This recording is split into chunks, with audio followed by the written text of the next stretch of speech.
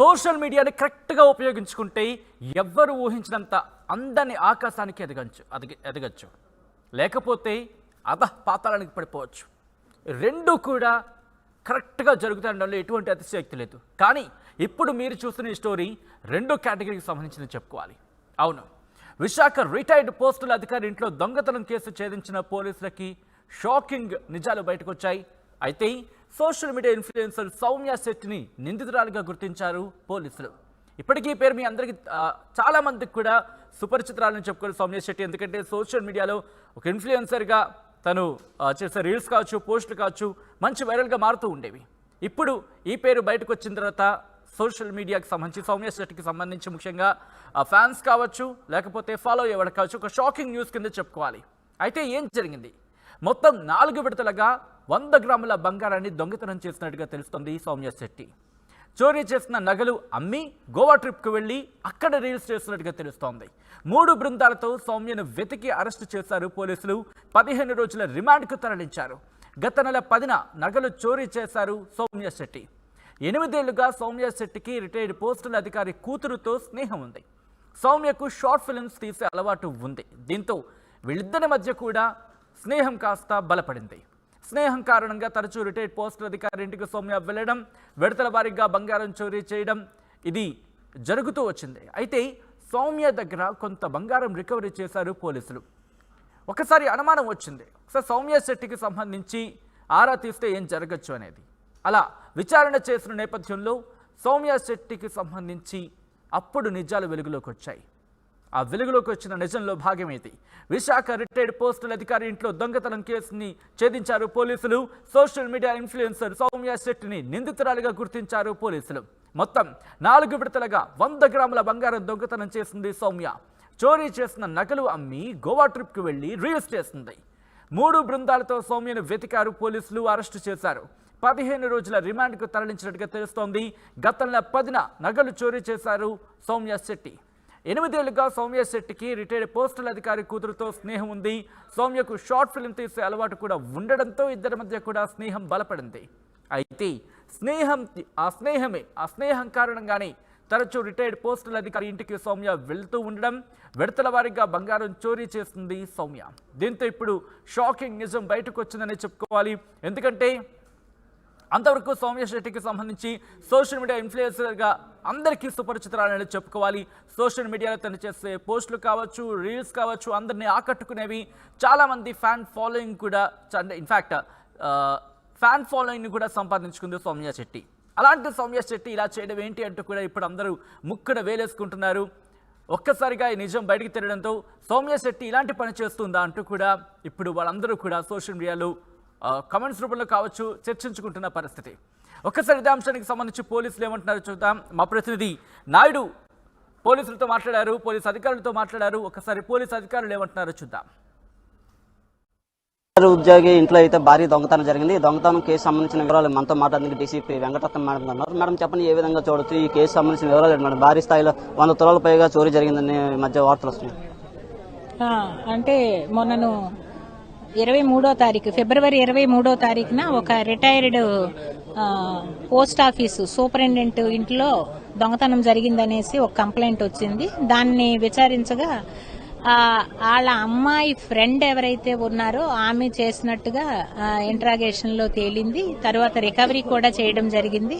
74 తులాలు పోయినట్టుగా, అంటే సుమారు ఒక 750 గ్రాములు పోయినట్టుగా మాకు కంప్లైంట్ వచ్చింది. దాని మీద అయితే వెంటనే ఇంట్రాగేట్ చేసి కన్సర్న్డ్ అమ్మాయిని కూడా తీసుకుని వచ్చి మేము రిమాండ్ చేయడం కూడా జరిగింది. అమ్మాయి సోషల్ ఇన్ఫ్లుయెన్సర్ సౌమ్యగా గుర్తించారు. ఏం చేస్తుంటారు సోషల్ మీడియాలో? ఆమె షార్ట్ ఫిల్మ్స్ తీయడము, పోస్ట్ చేయడము చేస్తూ ఉంటారు. వీళ్ళ అమ్మాయితో 2016లో వీళ్ళ అమ్మాయి కూడా షార్ట్ ఫిల్మ్స్ తీసేటప్పుడు ఎడిటింగ్ లో ఈమెకు పరిచయం అయింది. తర్వాత చాలా సంవత్సరాలుగా వీళ్ళ మధ్య ఏ విధమైనటువంటి కాంటాక్ట్స్ లేదు, ఫోన్ మాట్లాడడం కూడా ఏమీ లేదు. కానీ రీసెంట్ గా జనవరి 29న ఆ అమ్మాయి ఏమో వీళ్ళ ఇంటికి రావడం జరిగింది. తర్వాత కాన్సిక్వెంట్ డేస్ లో అంటే ఫస్ట్ న 6వ తారీఖున మళ్ళీ 19th ఫిబ్రవరి వీళ్ళ ఇంటికి రావడం జరిగింది. ఆ టైం అప్పుడేమో వాళ్ళ వాష్రూమ్ యూజ్ చేసుకుంటానని చెప్పి బెడ్రూమ్ తలుపు కూడా వేసేసి తిను దొంగతనం చేసినట్లుగా గుర్తించడం జరిగింది. దొంగతనం అవసరం ఏముంది? ఏమైనా చదువుకున్నా జాబ్ చేయడం అలాంటిది ఏం లేదు, లగ్జోరియస్ లైఫ్స్ కి అలవాటు పడిపోతున్నారు. అదరు పెద్ద పెద్ద వాళ్ళని చూస్తారు, కారుల్లో తిరగడం చూస్తారు, వాళ్ళ తాలూకా లైఫ్ స్టైల్స్ ని చూసి ఆ రకంగా మేము కూడా ఉండాలి అనేటటువంటి ఒక థాట్ తో యూత్ అంతా కూడా బిహేవ్ చేస్తున్నారు. నేను యూత్ కి చెప్పేది ఏంటంటే కోరికలు అనేటటువంటివి మంచిది కాదు. మనం ఏ స్థాయి నుంచి వచ్చాము, మనం ఎలా పెరగాలి, ఒకసారి గాని ఒక బ్యాడ్ యాంగిల్లో గాని వెళ్ళాము అని అంటే లైఫ్ లో మళ్ళీ మనము రిటర్న్ అవ్వలేము. కాబట్టి అందరూ కూడా తమ పరిస్థితులను గమనించి మంచి మార్గంలో నడుచుకుంటారనేసి భారత పౌరులుగా వాళ్ళు మంచిని మాత్రమే ఆస్వాదించి చెడుని పక్కన పెట్టాలన్నది నా యొక్క ఉద్దేశం. నిందితురాలుగా ఎలా గుర్తించారు ముందుగా? అంటే వాళ్ళ అమ్మాయి ఇచ్చినటువంటి ఇన్ఫర్మేషన్ తో కంపల్సరిగా ఈ అమ్మాయే చేసుంటది అనేటటువంటి ఒక ఐడియాకి రావడం జరిగింది. ఎందుకంటే అదర్స్ ఎవరు కూడా ఇంటికి రాలేదు. ఒక హెచ్బి జరిగింది అని అంటే డిస్టర్బెన్స్ అనేటటువంటిది ఉండాలి, ఒక లాక్ బ్రేక్ అయినా ఉండాలి, బీరువా బ్రేక్ అయినా అవ్వాలి. అటువంటివి ఏమీ లేదు, అంతా నార్మల్ గా ఉంది పరిస్థితి. తర్వాత గోవా వెళ్ళినట్టు తెలుస్తుంది. తర్వాత ఆమె తాలూకా కాల్ డీటెయిల్స్, ఆమె పేమెంట్స్ అవన్నీ చూస్తే గోవా కూడా ట్రిప్ వెళ్లి వచ్చినట్టుగా తెలుసు. కేసు అయితే ఇదైతే ఒక్కటే. ఆమె దగ్గర సుమారు ఒక 413 గ్రాములు బంగారాన్ని రికవర్ చేయడం జరిగింది. యువత పూర్తిగా సోషల్ మీడియాలోకి అంకితం అయిపోయింది. ఇన్స్టాగ్రామ్ గానీ ఫేస్బుక్ కానీ ఏ విధంగా చెప్పదలుచుకున్నారు? అదే సోషల్ మీడియా అనేటటువంటిది ఈ రోజుల్లో రాజ్యం ఏలుతుంది. ఎవరు చూసినా సెల్ ఫోన్స్ పట్టుకోవడం, అందులో చాట్ చేయడం, ఇన్స్టాగ్రామ్స్ లో ఉండడము, ఇదే పనిగా ఉంటున్నారు. సోషల్ మీడియా మంచిదే, కానీ కొంతవరకు మంచిది. ఆ మంచిని మాత్రమే గ్రహించండి, చెడుని విడిచిపెట్టండి. కానీ 70 to 80% చెడుని మాత్రమే గ్రహించి ఆ మార్గంలో వెళ్తున్నారు. లైఫ్స్ అన్ని రూయిన్ అయిపోతాయి. దాన్ని విడిచిపెడతారనేసి భావిస్తున్నాను. ఎందులోనైనా సరే మంచి చెడు అనేటటువంటిది ఉంటుంది. మంచిని గ్రహించడమే ఉత్తమమైనటువంటి మార్గం. ఇది డీసీపీ గారు చెప్తున్నారు. పూర్తిగా అయితే ఈ చోరీ కేసులో సౌమ్యగా నిందితులను ఈ అమ్మాయిపై కేసులు పెట్టి ఆల్రెడీ విచారణ జరుగుతుందని చెప్పారు. అయితే పూర్తిగా సోషల్ మీడియాలో యువత అయితే మేల్కొని అప్రమత్తంగా ఉంటారు. అలాగే జల్సాలకు పాల్పడడం కరెక్ట్ కాదని చెప్తున్న పరిస్థితి. వీటి జర్నలిస్ట్ సాగర్తో నాడు RTV విశాఖ. రైట్, అది పోలీసులు చెప్తోంది. విలాసాలకు అలవాటు పడడమే ఇటువంటి దారుణాలకు కారణమంటూ కూడా పోలీసులు చెప్తున్న పరిస్థితి. విశాఖ రిటైర్డ్ పోస్టల్ అధికారి ఇంట్లో దొంగతనం కేసును ఛేదించారు పోలీసులు. సోషల్ మీడియా ఇన్ఫ్లుయెన్సర్ సౌమ్య శెట్టిని నిందితురాలుగా గుర్తించారు పోలీసులు. మొత్తం 4 విడతలుగా 100 గ్రాముల బంగారం దొంగతనం చేస్తుంది సౌమ్య. చోరీ చేసిన నగలు అమ్మి గోవా ట్రిప్కి వెళ్ళింది, అక్కడ రిలీజ్ చేసింది. 3 బృందాలతో సౌమ్యను వెతికారు, అరెస్టు చేశారు పోలీసులు. 15 రోజుల రిమాండ్కు తరలించారు. గత నెల 10న నగలు చోరీ చేసింది సౌమ్య శెట్టి. 8 ఏళ్లుగా సౌమ్య శెట్టికి రిటైర్డ్ పోస్టల్ అధికారి కూతురుతో స్నేహం ఉండింది. సౌమ్యకు షార్ట్ ఫిల్మ్స్ తీసే అలవాటు ఉండడంతో ఇద్దరి మధ్య కూడా స్నేహం ముదిరింది. ఈ స్నేహం కారణంగా తరచూ రిటైర్డ్ పోస్టల్ అధికారి ఇంటికి సౌమ్య వెళుతూ వస్తూ ఉండేది. విడతల వారీగా బంగారం చోరీ చేసింది సౌమ్య. సౌమ్య దగ్గర కొంత బంగారం రికవరీ చేశారు పోలీసులు.